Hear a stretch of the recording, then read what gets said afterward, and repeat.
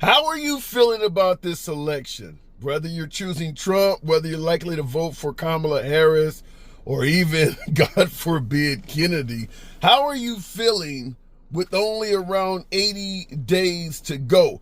I want to talk to you about a few things. First of all, make no mistake about it, there's still a large portion of the voting populace that believes and trusts Trump when it comes to the economy and immigration.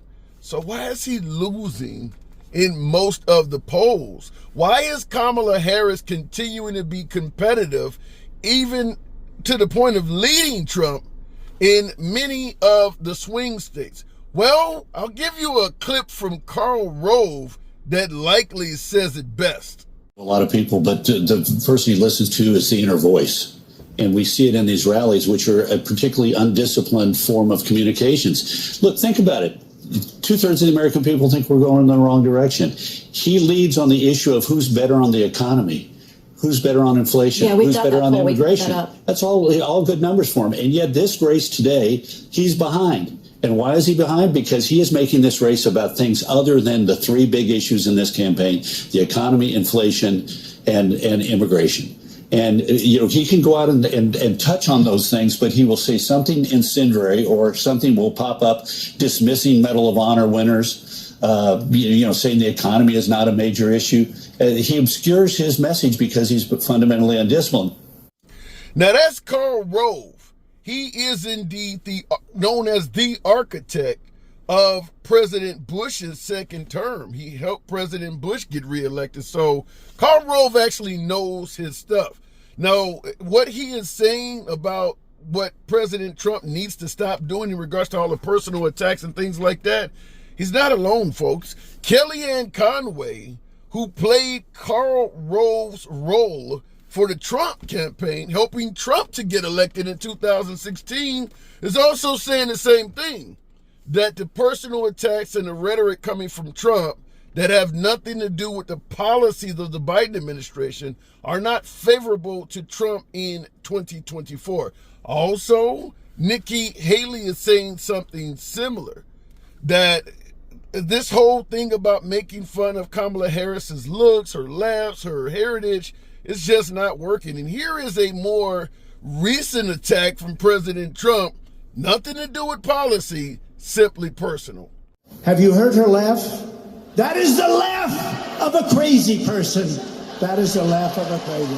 It's the laugh of a lunatic. Have you heard it? They prohibited her.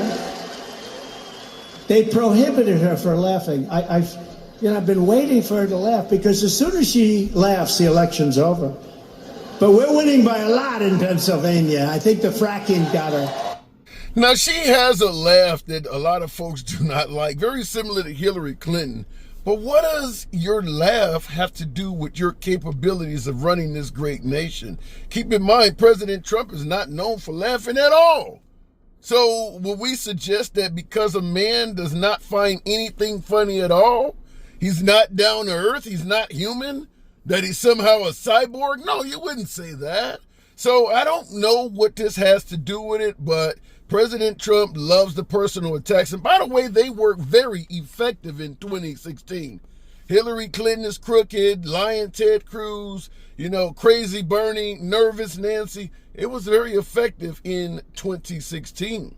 But, as they say, it's hard to teach an old dog new tricks. That stuff is not working some 8 years later in 2024, if you ask the likes of Nikki Haley.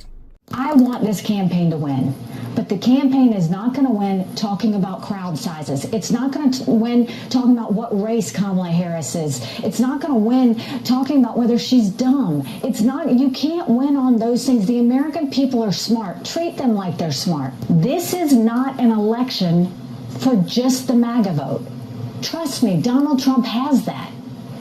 Republicans need to be fighting for suburban women, for college educated, for independents, for moderate Republicans and conservative Democrats. Now, remember, President Trump actually talked about crowd sizes, even comparing his crowd to the likes of Martin Luther King during the I Have a Dream speech. Did not go very well with the African American community either. But you hear Karl Rove earlier in the video even bringing up the Medal of Honor, comparing that to the Medal of Freedom. None of this stuff has anything to do with policy. Trump has the voting populace sold that he is better for the economy, better for the border, and yet none of his conversation is focusing on the economy or the border. Now, I don't want to be unfair to President Trump. He does talk about the economy and the border at the rallies, but there's too much of this other shit that you got many folks who actually support him, actually want him to win, telling him he needs to lay off. My humble opinion, President Trump knows how to play a crowd, is very comfortable in front of his own kind, his own supporters, and he loves the feedback.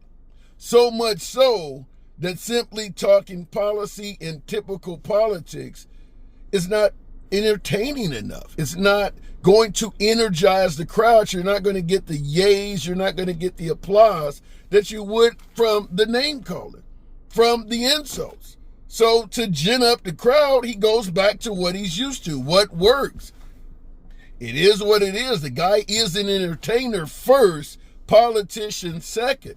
So he's doing what only has been working for him his entire life. So can you blame him? Nevertheless, I do want to conclude the video by asking you folks whether you support Trump, devoted MAGA, you know we don't block, ban, or censor, or even those who may be detractors of the former president. Do you think the personal attacks have reached the end of their value and that President Trump should simply stick to policies? Or perhaps you're still enjoying the liberal tears and pissing off the snowflakes. What say you? Feel free to smash that like button, subscribe to the channel, and I'll see you in the next video.